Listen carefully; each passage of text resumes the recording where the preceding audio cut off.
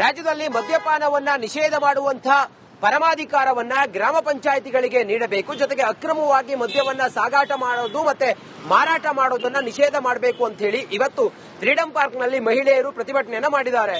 ಈ ಕುರಿತಾಗಿ ರಾಜ್ಯ ಸರ್ಕಾರವನ್ನ ಮದ್ಯಪಾನ ನಿಷೇಧ ಮಾಡುವ ಕಾಯ್ದೆಯನ್ನ ತರಬೇಕು ಅಂತ ಹೇಳಿ ಆಗ್ರಹಿಸಿದ್ದಾರೆ. ಈ ಕುರಿತು ಒಂದು ವರದಿ ಇಲ್ಲಿದೆ ನೋಡಿ.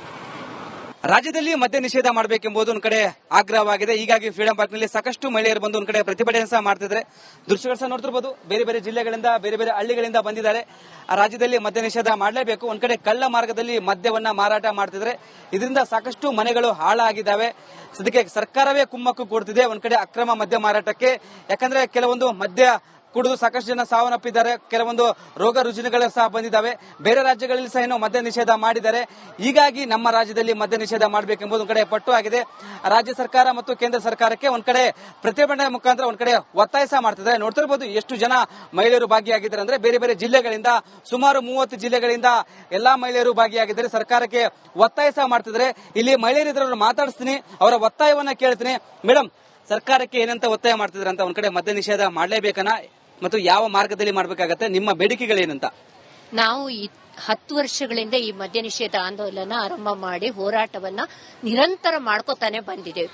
ನಮ್ಮದು ಮದ್ಯ ನಿಷೇಧದತ್ತ ರಾಜ್ಯ ಹೋಗ್ಬೇಕನ್ನೋದು ನಮಗೂ ಗೊತ್ತು. ಸಂಪೂರ್ಣ ಮದ್ಯ ನಿಷೇಧ ತಕ್ಷಣಕ್ಕೆ ಆಗುವಂತದ್ದಲ್ಲ ಪ್ರಕ್ರಿಯೆ ಅನ್ನೋದು ನಮ್ಗೆಲ್ರಿಗೂ ಗೊತ್ತು. ಹಾಗಾಗಿ ಆ ನಿಟ್ಟಲ್ಲಿ ಹೋಗ್ಲಿಕ್ಕೆ ಸಂವಿಧಾನಾತ್ಮಕವಾಗಿ ನಾವು ಸಂವಿಧಾನ ಮೀರಿದ ಕಾನೂನು ಮೀರಿದ ಯಾವುದನ್ನು ಕೇಳ್ತಾ ಇಲ್ಲ. ನಾನು ಆಗ್ಲೇ ಹೇಳಿದಾಗೆ ಆರ್ಟಿಕಲ್ 21 ಬದುಕುವ ಹಕ್ಕು ಮತ್ತು ನಮ್ದೇನು ನಿರ್ದೇಶಕ ತತ್ವಗಳಿದೆ ಆರ್ಟಿಕಲ್ 47 ಅಲ್ಲಿ ಎರಡನ್ನ ಆಶಯವಾಗಿಟ್ಕೊಂಡು ಜೊತೆಗೆ ಗಾಂಧೀಜಿಯ ಅಹಿಂಸೆ ಮತ್ತು ಸತ್ಯಾಗ್ರಹದ ಆಧಾರದಲ್ಲಿ ಅಂಬೇಡ್ಕರ್ ಗಾಂಧಿಯವರನ್ನ ಇಟ್ಕೊಂಡೇ ನಾವು ನಮ್ಮ ಹೋರಾಟವನ್ನ ನಿರಂತರವಾಗಿ 10 ವರ್ಷ ಮಾಡ್ಕೊಂಡು ಬಂದಿದ್ದೇವೆ. ಇವತ್ತು ಅದನ್ನೇ ಕೇಳ್ತಿದ್ದೇವೆ. 2 ಪ್ರಮುಖ ಹಕ್ಕೊತ್ತಾಯವನ್ನ ಸರ್ಕಾರದ ಮುಂದೆ ಇಟ್ಟಿದ್ದೇವೆ. ಒಂದು, ಅಕ್ರಮ ಮದ್ಯ ಮಾರಾಟ ನಿಲ್ಲಿಸಲೇಬೇಕು. ಈಗಾಗಲೇ ಹೈಕೋರ್ಟ್ ಗಮನಕ್ಕೆ ನಾವು ತಂದಿದ್ದು, ಆವಾಗ ಹೈಕೋರ್ಟ್ ಕೂಡ ಆದೇಶವನ್ನ ಕೊಟ್ಟಿದೆ.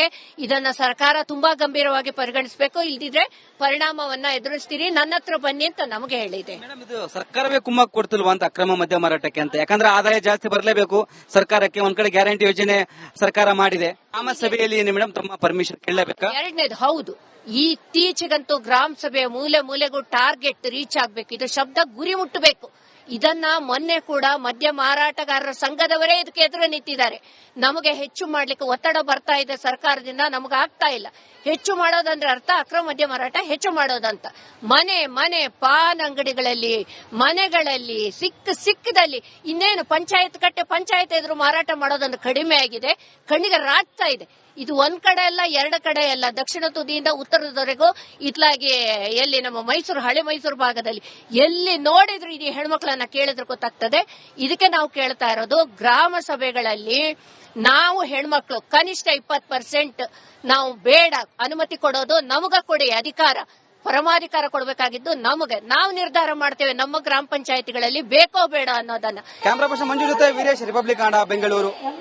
ರಾಜ್ಯದಲ್ಲಿ ಮದ್ಯಪಾನವನ್ನ ನಿಷೇಧ ಮಾಡುವಂತಹ ಪರಮಾಧಿಕಾರವನ್ನ ಗ್ರಾಮ ಪಂಚಾಯಿತಿಗಳಿಗೆ ನೀಡಬೇಕು. ಜೊತೆಗೆ ಅಕ್ರಮವಾಗಿ ಮದ್ಯವನ್ನ ಸಾಗಾಟ ಮಾಡೋದು ಮತ್ತೆ ಮಾರಾಟ ಮಾಡೋದನ್ನ ನಿಷೇಧ ಮಾಡಬೇಕು ಅಂತ ಹೇಳಿ ಇವತ್ತು ಫ್ರೀಡಂ ಪಾರ್ಕ್ನಲ್ಲಿ ಮಹಿಳೆಯರು ಪ್ರತಿಭಟನೆಯನ್ನ ಮಾಡಿದ್ದಾರೆ. ಈ ಕುರಿತಾಗಿ ರಾಜ್ಯ ಸರ್ಕಾರವನ್ನ ಮದ್ಯಪಾನ ನಿಷೇಧ ಮಾಡುವ ಕಾಯ್ದೆಯನ್ನ ತರಬೇಕು ಅಂತ ಹೇಳಿ ಆಗ್ರಹಿಸಿದ್ದಾರೆ. ಈ ಕುರಿತು ಒಂದು ವರದಿ ಇಲ್ಲಿದೆ ನೋಡಿ. ರಾಜ್ಯದಲ್ಲಿ ಮದ್ಯ ನಿಷೇಧ ಮಾಡಬೇಕೆಂಬುದು ಒಂದ್ ಕಡೆ ಆಗ್ರಹವಾಗಿದೆ. ಹೀಗಾಗಿ ಫ್ರೀಡಂ ಪಾರ್ಕ್ ನಲ್ಲಿ ಸಾಕಷ್ಟು ಮಹಿಳೆಯರು ಬಂದು ಒಂದ್ ಕಡೆ ಪ್ರತಿಭಟನೆ ಸಹ ಮಾಡ್ತಿದ್ದಾರೆ. ದೃಶ್ಯಗಳು ಸಹ ನೋಡ್ತಿರ್ಬೋದು. ಬೇರೆ ಬೇರೆ ಜಿಲ್ಲೆಗಳಿಂದ ಬೇರೆ ಬೇರೆ ಹಳ್ಳಿಗಳಿಂದ ಬಂದಿದ್ದಾರೆ. ರಾಜ್ಯದಲ್ಲಿ ಮದ್ಯ ನಿಷೇಧ ಮಾಡಲೇಬೇಕು. ಒಂದ್ ಕಡೆ ಕಳ್ಳ ಮಾರ್ಗದಲ್ಲಿ ಮದ್ಯವನ್ನ ಮಾರಾಟ ಮಾಡ್ತಿದ್ರೆ ಇದರಿಂದ ಸಾಕಷ್ಟು ಮನೆಗಳು ಹಾಳಾಗಿದ್ದಾವೆ. ಸದ್ಯಕ್ಕೆ ಸರ್ಕಾರವೇ ಕುಮ್ಮಕ್ಕು ಕೊಡ್ತಿದೆ ಒಂದ್ ಕಡೆ ಅಕ್ರಮ ಮದ್ಯ ಮಾರಾಟಕ್ಕೆ. ಯಾಕಂದ್ರೆ ಕೆಲವೊಂದು ಮದ್ಯ ಕುಡಿದು ಸಾಕಷ್ಟು ಜನ ಸಾವನ್ನಪ್ಪಿದ್ದಾರೆ. ಕೆಲವೊಂದು ರೋಗ ರುಜಿನಗಳು ಸಹ ಬಂದಿದ್ದಾವೆ. ಬೇರೆ ರಾಜ್ಯಗಳಲ್ಲಿ ಸಹ ಏನೋ ಮದ್ಯ ನಿಷೇಧ ಮಾಡಿದ್ದಾರೆ. ಹೀಗಾಗಿ ನಮ್ಮ ರಾಜ್ಯದಲ್ಲಿ ಮದ್ಯ ನಿಷೇಧ ಮಾಡಬೇಕೆಂಬುದು ಒಂದ್ ಕಡೆ ಪಟ್ಟು ಆಗಿದೆ. ರಾಜ್ಯ ಸರ್ಕಾರ ಮತ್ತು ಕೇಂದ್ರ ಸರ್ಕಾರಕ್ಕೆ ಒಂದ್ ಕಡೆ ಪ್ರತಿಭಟನೆ ಮುಖಾಂತರ ಒಂದ್ ಕಡೆ ಒತ್ತಾಯ ಸಹ ಮಾಡ್ತಿದ್ದಾರೆ. ನೋಡ್ತಿರ್ಬೋದು ಎಷ್ಟು ಜನ ಮಹಿಳೆಯರು ಭಾಗಿಯಾಗಿದ್ದಾರೆ ಅಂದ್ರೆ ಬೇರೆ ಬೇರೆ ಜಿಲ್ಲೆಗಳಿಂದ ಸುಮಾರು 30 ಜಿಲ್ಲೆಗಳಿಂದ ಎಲ್ಲಾ ಮಹಿಳೆಯರು ಭಾಗಿಯಾಗಿದ್ದಾರೆ. ಸರ್ಕಾರಕ್ಕೆ ಒತ್ತಾಯ ಸಹ ಮಾಡ್ತಿದ್ದಾರೆ. ಇಲ್ಲಿ ಮಹಿಳೆಯರಿದ್ರು ಮಾತಾಡಿಸ್ತೀನಿ, ಅವರ ಒತ್ತಾಯವನ್ನ ಕೇಳ್ತೀನಿ. ಮೇಡಮ್, ಸರ್ಕಾರಕ್ಕೆ ಏನಂತ ಒತ್ತಾಯ ಮಾಡ್ತಿದ್ರೆ ಅಂತ ಒಂದ್ ಕಡೆ ಮದ್ಯ ನಿಷೇಧ ಮಾಡಲೇಬೇಕನ್ನ ಮತ್ತು ಯಾವ ಮಾರ್ಗದಲ್ಲಿ ಮಾಡಬೇಕಾಗತ್ತೆ, ನಿಮ್ಮ ಬೇಡಿಕೆಗಳೇನಂತ? ನಾವು 10 ವರ್ಷಗಳಿಂದ ಈ ಮದ್ಯ ನಿಷೇಧ ಆಂದೋಲನ ಆರಂಭ ಮಾಡಿ ಹೋರಾಟವನ್ನ ನಿರಂತರ ಮಾಡ್ಕೋತಾನೆ ಬಂದಿದ್ದೇವೆ. ನಮ್ಮದು ಮದ್ಯ ನಿಷೇಧದತ್ತ ರಾಜ್ಯ ಹೋಗ್ಬೇಕನ್ನೋದು ನಮಗೂ ಗೊತ್ತು. ಸಂಪೂರ್ಣ ಮದ್ಯ ನಿಷೇಧ ತಕ್ಷಣಕ್ಕೆ ಆಗುವಂತದ್ದಲ್ಲ ಪ್ರಕ್ರಿಯೆ ಅನ್ನೋದು ನಮ್ಗೆಲ್ರಿಗೂ ಗೊತ್ತು. ಹಾಗಾಗಿ ಆ ನಿಟ್ಟಲ್ಲಿ ಹೋಗ್ಲಿಕ್ಕೆ ಸಂವಿಧಾನಾತ್ಮಕವಾಗಿ ನಾವು ಸಂವಿಧಾನ ಮೀರಿದ ಕಾನೂನು ಮೀರಿದ ಯಾವುದನ್ನು ಕೇಳ್ತಾ ಇಲ್ಲ.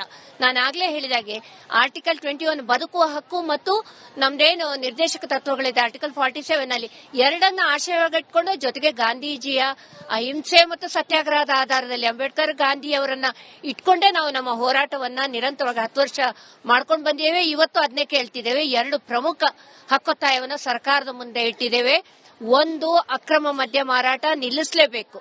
ಈಗಾಗಲೇ ಹೈಕೋರ್ಟ್ ಗಮನಕ್ಕೆ ನಾವು ತಂದಿದ್ದು, ಆವಾಗ ಹೈಕೋರ್ಟ್ ಕೂಡ ಆದೇಶವನ್ನ ಕೊಟ್ಟಿದೆ. ಇದನ್ನ ಸರ್ಕಾರ ತುಂಬಾ ಗಂಭೀರವಾಗಿ ಪರಿಗಣಿಸಬೇಕು, ಇಲ್ದಿದ್ರೆ ಪರಿಣಾಮವನ್ನ ಎದುರಿಸ್ತೀರಿ, ನನ್ನ ಹತ್ರ ಬನ್ನಿ ಅಂತ ನಮಗೆ ಹೇಳಿದೆ. ಮೇಡಮ್, ಇದು ಸರ್ಕಾರವೇ ಕುಮ್ಮಕ್ಕು ಕೊಡ್ತಿಲ್ವಾ ಅಂತ ಅಕ್ರಮ ಮದ್ಯ ಮಾರಾಟಕ್ಕೆ ಅಂತ? ಯಾಕಂದ್ರೆ ಆದಾಯ ಜಾಸ್ತಿ ಬರಲೇಬೇಕು ಸರ್ಕಾರಕ್ಕೆ. ಒಂದ್ ಕಡೆ ಗ್ಯಾರಂಟಿ ಯೋಜನೆ ಸರ್ಕಾರ ಮಾಡಿದೆ, ಗ್ರಾಮ ಸಭೆಯಲ್ಲಿ ಏನು ಮೇಡಮ್ ತಮ್ಮ ಪರ್ಮಿಷನ್ ಕೇಳಬೇಕಾ? ಎರಡನೇದು ಹೌದು, ಇತ್ತೀಚೆಗಂತೂ ಗ್ರಾಮ ಸಭೆಯ ಮೂಲೆ ಮೂಲೆಗೂ ಟಾರ್ಗೆಟ್ ರೀಚ್ ಆಗ್ಬೇಕು, ಇದು ಶಬ್ದ ಗುರಿ ಮುಟ್ಟಬೇಕು. ಇದನ್ನ ಮೊನ್ನೆ ಕೂಡ ಮದ್ಯ ಮಾರಾಟಗಾರರ ಸಂಘದವರೇ ಇದಕ್ಕೆ ಎದುರು ನಿಂತಿದ್ದಾರೆ. ನಮಗೆ ಹೆಚ್ಚು ಮಾಡ್ಲಿಕ್ಕೆ ಒತ್ತಡ ಬರ್ತಾ ಇದೆ ಸರ್ಕಾರದಿಂದ, ನಮಗಾಗ್ತಾ ಇಲ್ಲ. ಹೆಚ್ಚು ಮಾಡೋದಂದ್ರೆ ಅರ್ಥ ಅಕ್ರಮ ಮದ್ಯ ಮಾರಾಟ ಹೆಚ್ಚು ಮಾಡೋದಂತ. ಮನೆ ಪಾನ್ ಅಂಗಡಿಗಳಲ್ಲಿ, ಮನೆಗಳಲ್ಲಿ, ಸಿಕ್ಕದಲ್ಲಿ ಇನ್ನೇನು ಪಂಚಾಯತ್ ಎದುರು ಮಾರಾಟ ಮಾಡೋದನ್ನು ಕಡಿಮೆ ಆಗಿದೆ, ಕಣ್ಣಿಗೆ ರಾಡ್ತಾ ಇದೆ. ಇದು ಒಂದ್ ಕಡೆ ಅಲ್ಲ, 2 ಕಡೆ ಅಲ್ಲ, ದಕ್ಷಿಣ ತುದಿಯಿಂದ ಉತ್ತರದವರೆಗೂ ಇತ್ಲಾಗಿ ಎಲ್ಲಿ ನಮ್ಮ ಹಳೆ ಮೈಸೂರು ಭಾಗದಲ್ಲಿ ಎಲ್ಲಿ ನೋಡಿದ್ರು ಇದು ಹೆಣ್ಮಕ್ಳನ್ನ ಕೇಳಿದ್ರೆ ಗೊತ್ತಾಗ್ತದೆ. ಇದಕ್ಕೆ ನಾವು ಕೇಳ್ತಾ ಇರೋದು, ಗ್ರಾಮ ಸಭೆಗಳಲ್ಲಿ ನಾವು ಹೆಣ್ಮಕ್ಳು ಕನಿಷ್ಠ 20% ನಾವು ಬೇಡ, ಅನುಮತಿ ಕೊಡೋದು ನಮಗ ಕೊಡಿ ಅಧಿಕಾರ, ಪರಮಾಧಿಕಾರ ಕೊಡಬೇಕಾಗಿದ್ದು ನಮಗೆ. ನಾವು ನಿರ್ಧಾರ ಮಾಡ್ತೇವೆ ನಮ್ಮ ಗ್ರಾಮ ಪಂಚಾಯತಿಗಳಲ್ಲಿ ಬೇಕೋ ಬೇಡ ಅನ್ನೋದನ್ನ. ಕ್ಯಾಮರಾ ಪರ್ಸನ್ ಮಂಜು ಜೊತೆ ವೀರೇಶ್, ರಿಪಬ್ಲಿಕ್ ಕನ್ನಡ, ಬೆಂಗಳೂರು. ಸರ್ಕಾರದ ಮುಂದೆ ಇಟ್ಟಿದ್ದೇವೆ. ಒಂದು, ಅಕ್ರಮ ಮದ್ಯ ಮಾರಾಟ ನಿಲ್ಲಿಸಲೇಬೇಕು. ಈಗಾಗಲೇ ಹೈಕೋರ್ಟ್ ಗಮನಕ್ಕೆ ನಾವು ತಂದಿದ್ದು, ಆವಾಗ ಹೈಕೋರ್ಟ್ ಕೂಡ ಆದೇಶವನ್ನ ಕೊಟ್ಟಿದೆ. ಇದನ್ನ ಸರ್ಕಾರ ತುಂಬಾ ಗಂಭೀರವಾಗಿ ಪರಿಗಣಿಸಬೇಕು, ಇಲ್ದಿದ್ರೆ ಪರಿಣಾಮವನ್ನ ಎದುರಿಸ್ತೀರಿ, ನನ್ನ ಹತ್ರ ಬನ್ನಿ ಅಂತ ನಮಗೆ ಹೇಳಿದೆ. ಮೇಡಮ್, ಇದು ಸರ್ಕಾರವೇ ಕುಮ್ಮಕ್ಕು ಕೊಡ್ತಿಲ್ವಾ ಅಂತ ಅಕ್ರಮ ಮದ್ಯ ಮಾರಾಟಕ್ಕೆ ಅಂತ? ಯಾಕಂದ್ರೆ ಆದಾಯ ಜಾಸ್ತಿ ಬರಲೇಬೇಕು ಸರ್ಕಾರಕ್ಕೆ. ಒಂದ್ ಕಡೆ ಗ್ಯಾರಂಟಿ ಯೋಜನೆ ಸರ್ಕಾರ ಮಾಡಿದೆ, ಗ್ರಾಮ ಸಭೆಯಲ್ಲಿ ಏನು ಮೇಡಮ್ ತಮ್ಮ ಪರ್ಮಿಷನ್ ಕೇಳಬೇಕಾ? ಎರಡನೇದು ಹೌದು, ಇತ್ತೀಚೆಗಂತೂ ಗ್ರಾಮ ಸಭೆಯ ಮೂಲೆ ಮೂಲೆಗೂ ಟಾರ್ಗೆಟ್ ರೀಚ್ ಆಗ್ಬೇಕು, ಇದು ಶಬ್ದ ಗುರಿ ಮುಟ್ಟಬೇಕು. ಇದನ್ನ ಮೊನ್ನೆ ಕೂಡ ಮದ್ಯ ಮಾರಾಟಗಾರರ ಸಂಘದವರೇ ಇದಕ್ಕೆ ಎದುರು ನಿಂತಿದ್ದಾರೆ. ನಮಗೆ ಹೆಚ್ಚು ಮಾಡ್ಲಿಕ್ಕೆ ಒತ್ತಡ ಬರ್ತಾ ಇದೆ ಸರ್ಕಾರದಿಂದ, ನಮಗಾಗ್ತಾ ಇಲ್ಲ. ಹೆಚ್ಚು ಮಾಡೋದಂದ್ರೆ ಅರ್ಥ ಅಕ್ರಮ ಮದ್ಯ ಮಾರಾಟ ಹೆಚ್ಚು ಮಾಡೋದಂತ. ಮನೆ ಪಾನ್ ಅಂಗಡಿಗಳಲ್ಲಿ, ಮನೆಗಳಲ್ಲಿ, ಸಿಕ್ಕದಲ್ಲಿ ಇನ್ನೇನು ಪಂಚಾಯತ್ ಎದುರು ಮಾರಾಟ ಮಾಡೋದನ್ನು ಕಡಿಮೆ ಆಗಿದೆ, ಕಣ್ಣಿಗೆ ರಾಡ್ತಾ ಇದೆ. ಇದು ಒಂದ್ ಕಡೆ ಅಲ್ಲ, 2 ಕಡೆ ಅಲ್ಲ, ದಕ್ಷಿಣ ತುದಿಯಿಂದ ಉತ್ತರದವರೆಗೂ ಇತ್ಲಾಗಿ ಎಲ್ಲಿ ನಮ್ಮ ಹಳೆ ಮೈಸೂರು ಭಾಗದಲ್ಲಿ ಎಲ್ಲಿ ನೋಡಿದ್ರು ಇದು ಹೆಣ್ಮಕ್ಳನ್ನ ಕೇಳಿದ್ರೆ ಗೊತ್ತಾಗ್ತದೆ.